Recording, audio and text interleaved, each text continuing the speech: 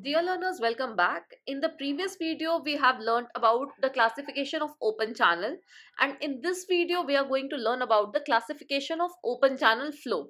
So this video is going to be really important, so please pay attention. So how are we going to classify our open channel flow based on various parameters? So what are the parameters involved? So first one is the classification of open channel flow with respect to time. Then next is with respect to space, then with respect to turbulence and critical flow, and so on. Let's explore each one of them in greater detail. So first one is the classification of flow with time. With respect to time, the flow can be classified as steady flow and unsteady flow. So what is that? In steady flow, suppose this is a channel. So let me make a bed. Suppose this is the channel bed. This is the channel bed and this is the flowing water. Okay, so this is the flowing water and you are observing two sections over here. This is section number 1 and this is section number 2. Okay, this is section number 1 and this is section number 2. You are observing these two sections. The flow parameters, what do you mean by flow parameters? First of all, the flow parameters means the velocity of flow, the depth of flow, the discharge of flow, and so on. These are the flow parameters. At a section do not vary with time. So if you observe at section 1, at time t is equals to 0, whatever is the velocity, suppose at time t is equals to 0, velocity is v naught. Then at time, some other time t is equals to t1, so it is at time t naught. At time t is equals to t1, the velocity at section 1 will remain same, v naught. Okay, at time is equals to t2, the velocity at section 1 will remain same, v naught. So with respect to time, the velocity is not changing at a particular section. But if you observe the same velocities at section 2, suppose, and here the velocity is v2, suppose. Okay, so here at time t is equals to 0, the velocity you observed is v2. At time t is equals to t1, the velocity will remain same as v2. At time t is equals to t2, the velocity will remain same as v2. So what do you observe? With respect to space, the velocity can change. The velocity is different at section 1 and at section 2. Both sections are having different velocities, but with respect to time, they are not varying. At any time you observe the velocity, you will find the same velocity. Same is the case with discharge also, depth also, and so on. So this is the first thing that you should know. So we can write it as the flow parameters. Let's suppose the velocity is not changing with time, so we can represent it as del v by del t. That means the change in velocity with respect to time is equals to 0. Or you can say del q by del t. That means the discharge with respect to time remains constant, so is 0. Or you can say the depth of flow del y by del t with respect to time is 0. Why 0? Because it is not changing with time. Okay, so this is the first thing of steady flow. Now we move ahead, and what we will learn is unsteady flow.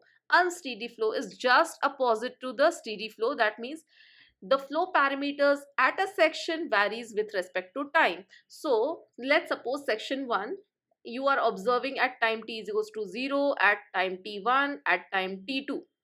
You are observing the velocity. The velocity is v naught, velocity is v1, velocity is v2. That means the velocity is changing at a particular section. The discharge may also change, q1, q2, q3, the discharge may also change. So this is the case of unsteady flow, where the flow parameters are changing with respect to time. Okay, so you will say that change in velocity with respect to time is not equal to 0, is not 0.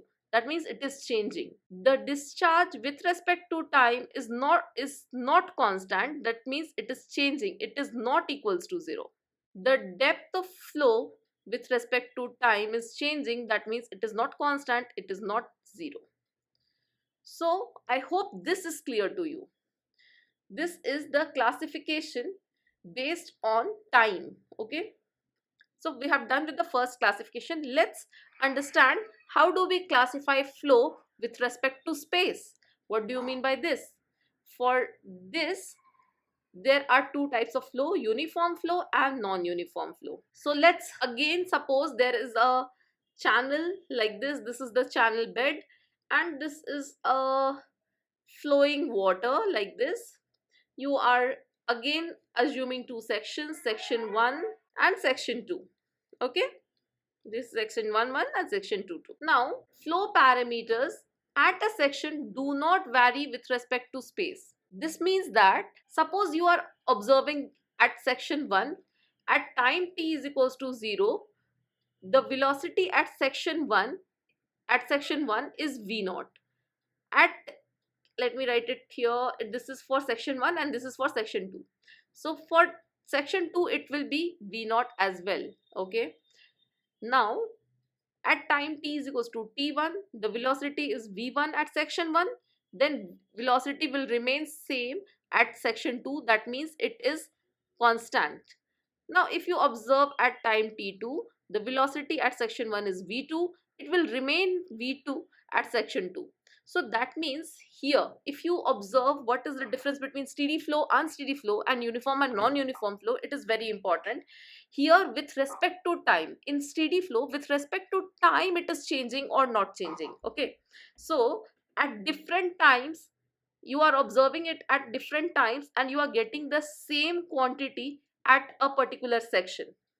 But here at different times you are getting the same observation at two different sections. Okay, but at a particular section, at, like, let's suppose at section 1, you are getting two different velocities at two different times. There are two different velocities at two different times, but with respect to space it is not changing.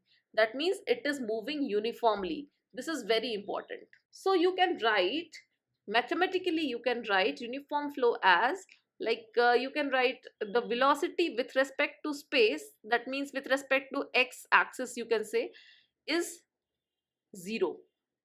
That means the velocity is not changing with respect to x. The velocity is not changing with respect to y. So change in velocity with respect to y is 0. Change in velocity with respect to z direction is 0. You can write it like this. Change in discharge with respect to x direction is 0.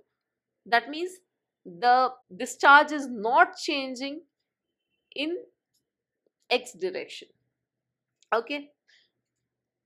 Whereas what is non-uniform flow? Non-uniform flow means the flow parameters at a section varies with respect to space. Sorry, this is not time, this is space. Okay, so just opposite of that, like at time t is equals to 0, the velocity is v naught at section 1 and v naught dash at section 2. There are two different velocities, so it is getting speeded up or it is getting slowed down. So this is the case of non-uniform flow. Discharge is not constant, it is increasing or decreasing, something like that. Okay, this is non-uniform flow. I'm just giving you a brief idea about this. You will learn much more in detail in the upcoming lectures. Next is the classification of non-uniform flow. Okay, so on the basis of space we can classify flow as uniform flow and non-uniform flow. This non-uniform flow can be further classified as gradually varied flow, rapidly varied flow and specially varied flow. So we are going to deal this non-uniform flow and uniform flow in much detail ahead. So don't you worry, just this is a brief gist. What is a gradually varied flow? Suppose there is a long river. Okay, a river is flowing like this. There is a long river flowing like this. This is the river bed, suppose. Now what we do, we have constructed a dam over here. We have constructed a obstruction, a dam, something like this. So what will happen? The water level will start rising, right? It will not suddenly rise, it will keep on rising gradually, and the water level will become something like this, and it will flow like this. Okay, so this is the case of gradually varied flow. The flow is varying, it is not uniform. See, if you look carefully, the depth of flow is changing. See, this is y1, this is y2. The depth of flow is changing with respect to space. That means it is a non-uniform flow. The discharge is changing, the velocity is changing, everything is changing. So it is a case of non-uniform flow, but it is happening so slowly that you cannot even observe this. Maybe the rise is just 5 meters or 10 meters. This is just the rise is 5 meters or 10 meters or even less than that, and this stretch is, let's say, 10 kilometers or 20 kilometers. In a wide span of 10 kilometers, you are observing that there is a small rise in 5 meter. So you will not be able to observe this very quickly. Okay, so this is the case of gradually varied flow. Now, what is rapidly varied flow? Rapidly varied flow is just the opposite of gradually varied flow. You are observing a rapid change in a very short span of space. Like, there is a another something river sort of thing flowing, or you can say another canal flowing like this. There's a canal flowing like this, and what you did, you made a gate, a barricading, something like this, and there is an opening here, there's an opening over here. So what will happen?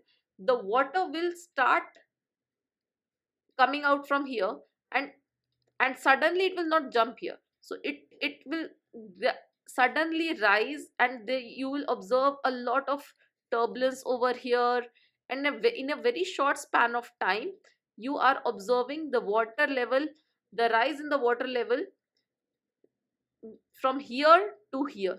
And this is a very short distance, just 1 meter or 2 meter distance. You are observing this sort of change in the water level, in discharge, in velocity. So this is the case of rapidly varied flow. Now, what is specially varied flow? Let's see what is specially varied flow.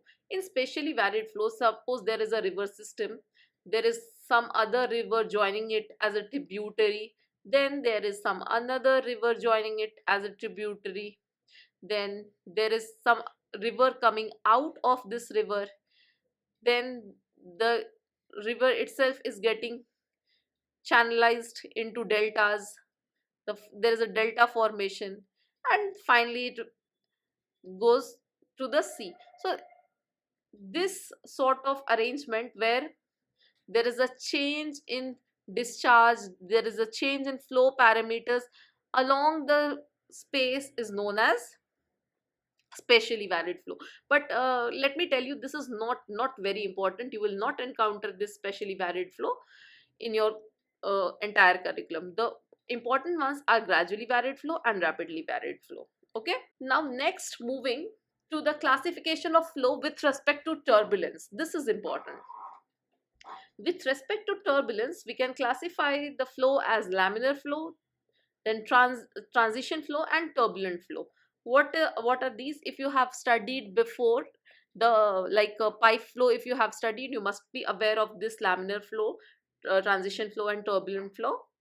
In laminar flow, the fluid flows in a layer formation, like it is flowing in a layered fashion, and no layer is getting mixed up. Okay, so it is moving in a layered fashion, one above the another, and this is a very smooth flow known as laminar flow. There is a turbulent flow. Turbulent flow means there is a high turbulence, there is a lot of mixing of water, and lot of currents formed in the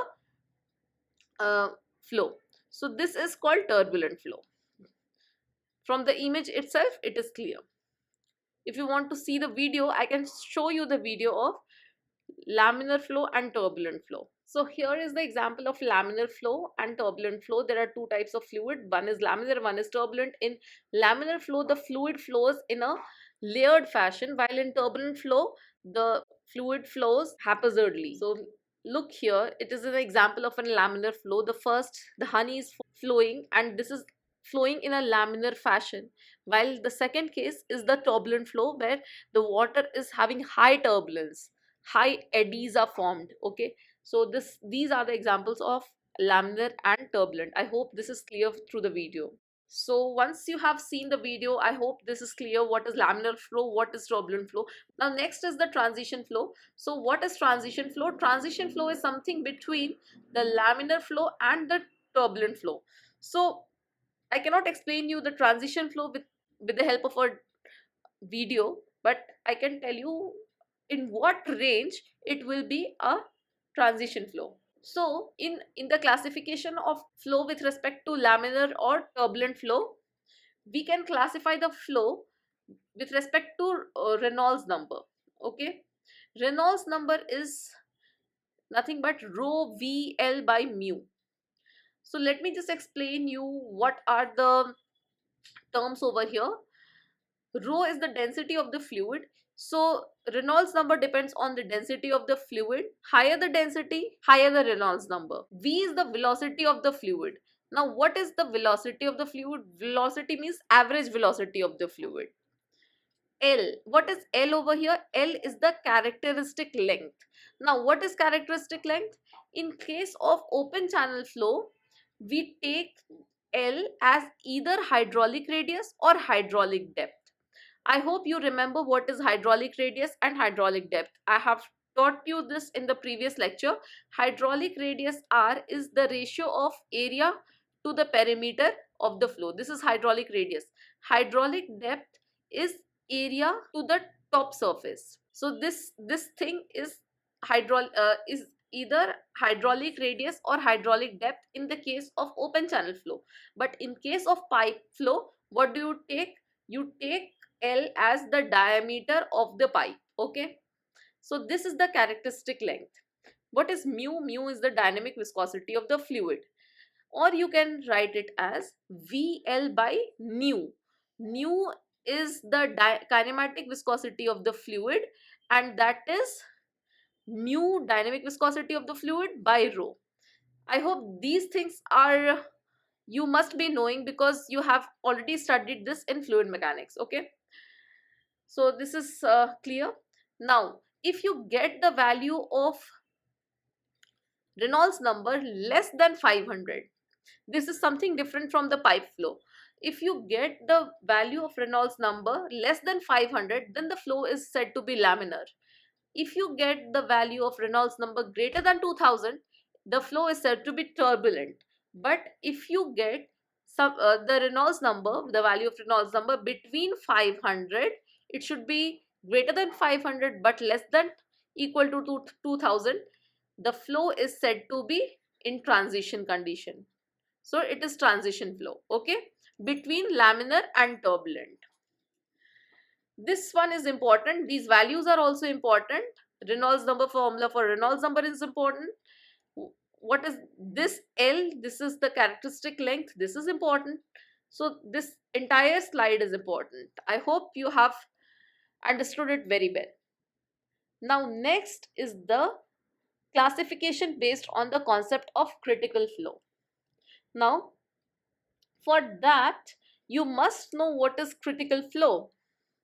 And before knowing what is critical flow, you must know what is specific energy. So energy related thing I have already taught you in your first lecture. Those who haven't gone through the first lecture, kindly go through the first lecture, then only you will understand. So this is the channel which is flowing. This is the cross section of the channel. This is the surface. This is the channel bed, and this is the data. Now I have already told you that the total energy of the fluid is because of potential energy or potential head, you can say, that is Z. Then there is pressure energy or pressure head, you can say. So this is H, and then there is kinetic energy or kinetic head, right? V square by 2g. This I have explained you in the previous lecture, so I am not going to explain you again. So first is the potential head plus the pressure head. So let me write this as y. Okay, this is the pressure head, which is nothing but the depth of the channel, and then there is kinetic head. This is v square by 2g. Now if we take the channel bed as the datum, not any other datum, but if we take the channel bed as the datum, then what is the potential head of the fluid? The potential head here will become 0, right? So this term will be gone, it will become 0, because we are taking the channel bed itself as a datum and we are calculating energy from here. Okay, so energy per unit weight of the fluid, by taking the channel bed as the datum, what we get? We get E is equals to y plus v square by 2g. This term is called the specific energy of the channel. Okay, now so there are two things involved over here. Specific energy is a function of depth of flow as well as the velocity of flow. So if you think carefully, can we change the specific energy of the flow? Is it possible? Let's see here. Suppose there is a channel like this and it is flowing. It is having energy equal to y plus v square by 2g. Now what we do, we just increase the slope of the bed. If we increase the slope of the bed, that means we make this more steeper. The channel bed is getting more steeper. Okay, so what will happen? This theta is greater than this one. Okay, you can see this clearly. So this we are increasing. So what will happen? Naturally the velocity will increase because the slope is increasing. If we consider the discharge is constant, there is a constant discharge and you are increasing the velocity, the water is flowing rapidly now. So what will happen? For the same discharge, the water is flowing quickly. So what will happen? Y will get reduced. The height of flow will get reduced. Okay, so here the y was greater and here it will come down. Okay, so here the energy will be different for the same discharge. So energy is again, let's say y dashed by v dashed square by 2g. It is a different energy. Now if you make the slope milder, if you make the slope even milder than this, let's make a slope even milder than this, what will happen? The slope is even milder than this. So what will happen? For the same discharge, the flow of water will slow down. That means the velocity will slow down. If the velocity is getting slowed down, what will happen? See, you know that discharge is equals to velocity into area, cross sectional area. Okay, the velocity is getting slowed down, so area must increase, the cross sectional area must increase. And if the side boundary, if it is a fixed channel like this discharge is constant, the area is fixed. This thing, you cannot change the area like this. So what will happen? The water will come, the level of the water will increase. Suppose the water was initially flowing here, the level of water will increase. Okay, so it will be start flowing like this. This is important, so you must pay attention. So this is another energy, and it is again y, whatever is the y over here, y plus v square by 2g. Now so you see that energy is a function of, specific energy is a function of depth of flow and v square by 2g. Now let's plot a graph of this one. This is energy, and this is y, depth of flow. Let's plot a graph between the energy and the depth of flow. So first of all, let's consider this part. E is equals to y. Let's suppose the velocity is 0. This term is 0, let's suppose. E is equals to y. If you plot this graph, how will you do that? the graph of E is equals to y will be a straight line passing through the origin and at an angle of 45 degree, right? This will be a straight line passing through the origin at an angle of 45 degree, that is E is equals to y. This is the graph of E is equals to y, as simple as that. But you have to draw the graph of E is equals to y plus v square by 2g. So you are adding something to it, okay? So you are adding something to it, and velocity is a positive quantity, it is not a negative quantity. So whatever graph will come, it will come on the right hand side of this graph. That means right hand side of yellow line. So if you plot this graph, you will get a graph something like this. This is the graph of E is equals to y plus v square by 2g. Let me just rub everything else. Now what you will observe from this graph is that energy at a certain condition is minimum. Here energy is minimum. It is the minimum energy, E minimum. So when will the energy be minimum? It is at a certain angle. When the bed slope is at a certain angle, you will get a energy minimum.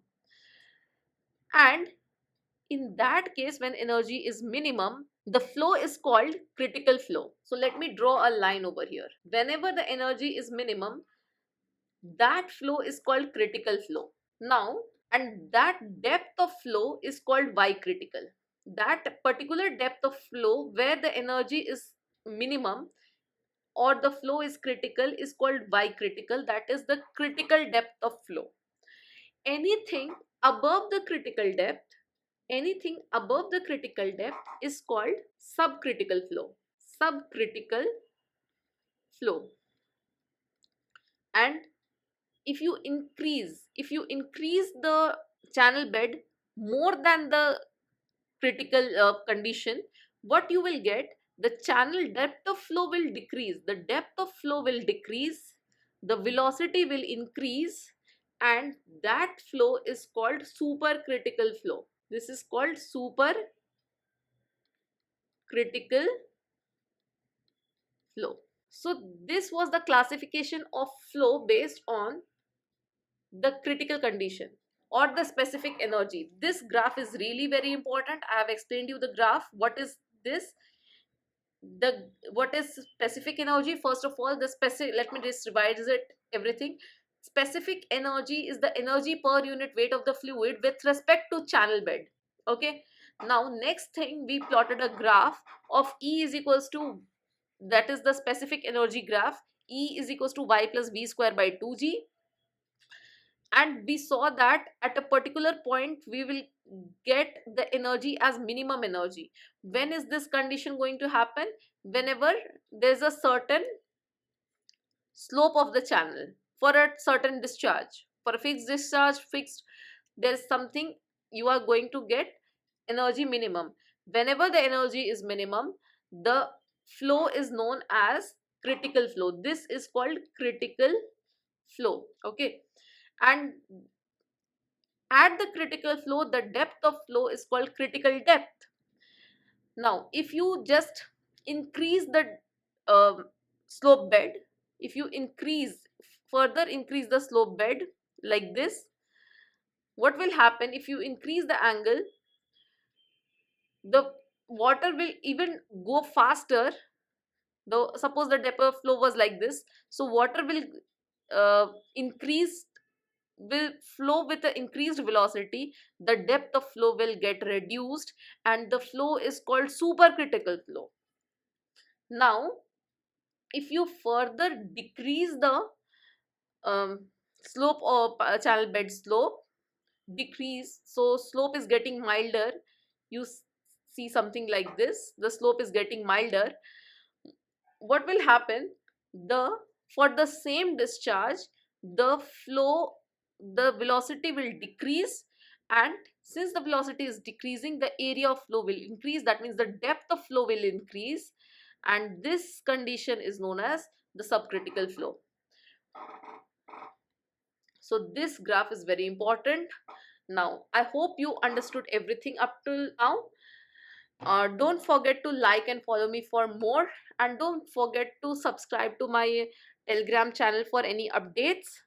Bye bye, and see you in the next lecture with something new.